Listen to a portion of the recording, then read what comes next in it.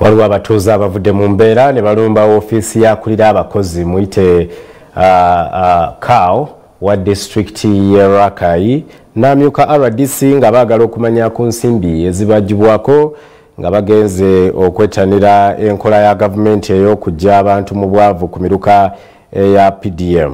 Bano bagamba nti abakulu bano basuusiza okubaggyako ensimbi kyokka tebamanyi gye ziraga.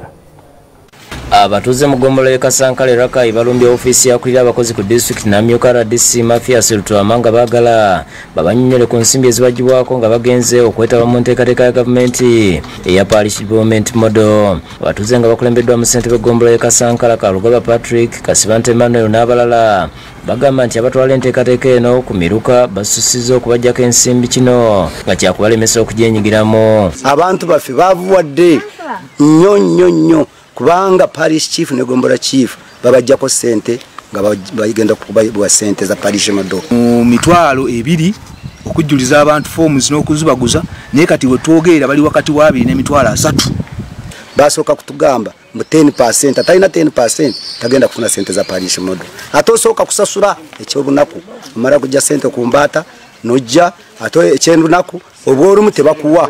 Omuntu owansi atalina mitwalo 10 tafunye taganyiddwa mu parish Model. Bano bategeeza nga abakulu ku miruka bwe baleeta abantu okuva mu bitundu ebirala ne bafuna ensimbi zino kyokka nga bo abatuuze tebaganyiddwamu. Bano abali ku lukiiko lwa Sako bo nga abaafuna omukisa ne balondebwa ku lukiiko olwo baleesa abantu baabwe abakyala abakona ab'emikwano n'abaana mu nyumba emu n'osangamu ba beneficiary abantu nga 4. Naye ng'omuntu ow'e Kasankala owansi tanafuna ssente ekyennaku ennyo tusazeewo ne tugamba katujje ku district abagikulembera batuyambe.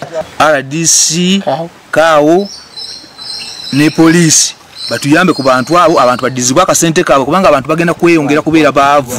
Ensonga emu yaleesewo okubagana empawa mu lukiiko lw'abakansala olwakaggwanga nabo bevuma emivi egifumbekedde mu nteekateeka eno. Balondobayo gwe baagadde wandibadde aliko obulemu wakiri bakugamba olunajja okozeemu ekkoona buuti newenyigawo ne bakuyisiza ssente n'ogenda n'erufiya. Era mukola n'endagaano nti owaayo emmeka nti 2 ku akawunti tukola tutya ezange ozitemera wano. Singa tukkiriza ne tuddamu ne tulonda kupya obukiiko bwonna bw'Erakai.